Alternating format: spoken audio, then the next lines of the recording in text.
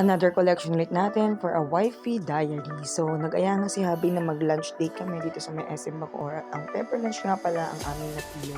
So, ang unang sinerve sa amin is yung ating dessert, which is yung chocolate cake. And, unang dumating nga pala dito is yung order ni Habi na jumbo beef teriyaki. So, ganyan po siya isa-serve sa inyo, mainit-mainit at hindi pa siya luto. Kaya, dapat nyo siyang lutuin. Para maluto siya, halu-haluin nyo kagaya ng ginagawa ni Habi.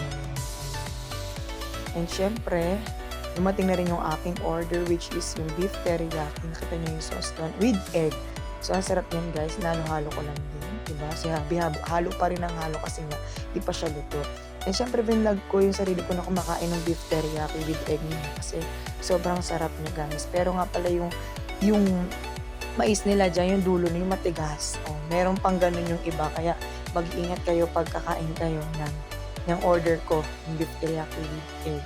Ayan, so yummy talaga siya guys. And syempre, nung kanina nyo pag nakikitang dessert namin na hindi pa nagagalaw, yun naman yung next nating kakainin. Ayun na, nandun lang siya katabi ng drinks namin.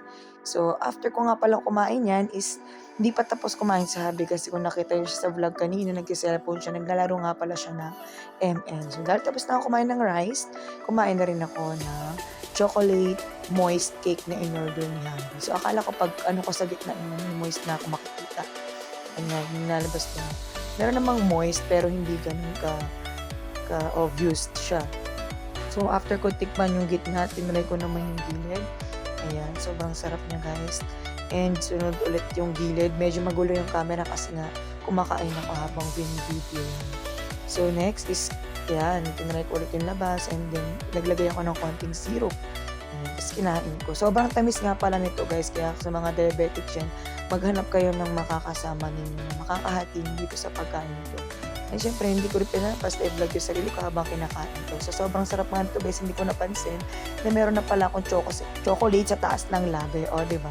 And syempre, pinakita ko sa inyo dyan yung paghiwa ko ng cake na lumabas na nga yung moist dun sa gitna.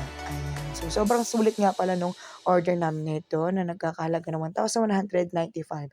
So, kung naghahanap kayo na pwede pagkainin na lunch sa SM Bacoor, try nyo yung pepper lunch. Yun lang. Thank you for watching!